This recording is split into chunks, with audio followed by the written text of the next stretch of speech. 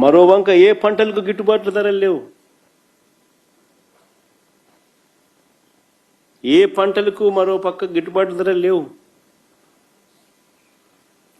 వరి, మిరప, పత్తి, జొన్న, కందులు, మినుములు, పెసలు, మొక్కజొన్న, సజ్జ, రాగులు, అరటి, చీని, కొక్కో, పొగాకు, మామిడి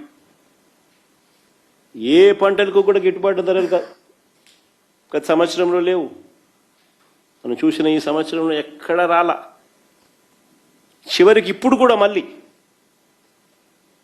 కూడా మళ్ళీ ఉల్లి పరిస్థితి అదే, టొమాటో పరిస్థితి అదే,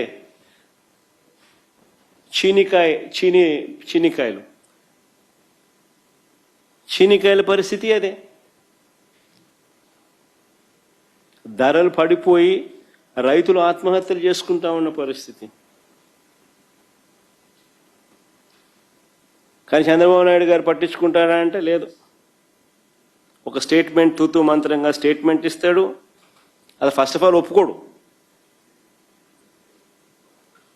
రేట్లు లేవయ్యా నాయన అంటే రేట్లు ఉన్నాయంటాడు.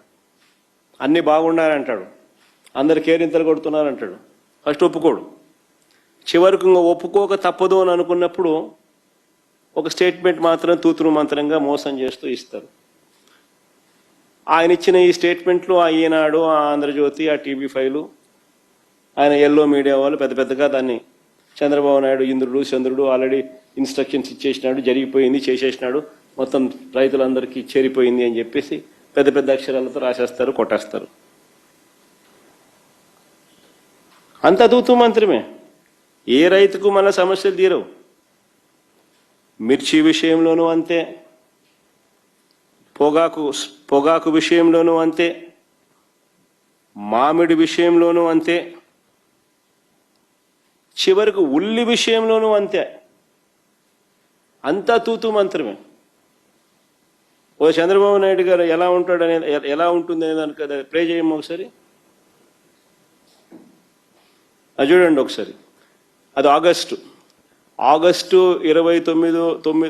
29న ఈనాడు చంద్రబాబు నాయుడు అన్నాడని 1200కు కొనుగోలు చేయాలంటూ చంద్రబాబు ఆదేశాలని. 29 ఆగస్టు.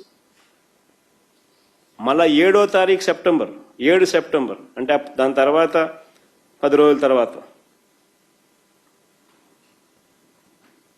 ఇదే ఈనాడులోనే మళ్ళా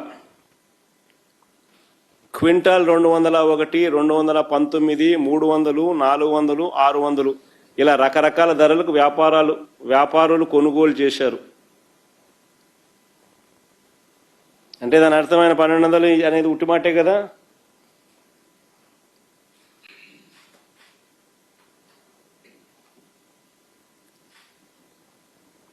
అదే కర్నూలులో మళ్ళీ వేరే పేపర్ సాక్షి కానీ ఇంకోటి కానీ పెడితే బాగుండదేమో అనే ఉద్దేశంతో వాళ్ళ గజెట్ పేపరే చూపిస్తున్నాం.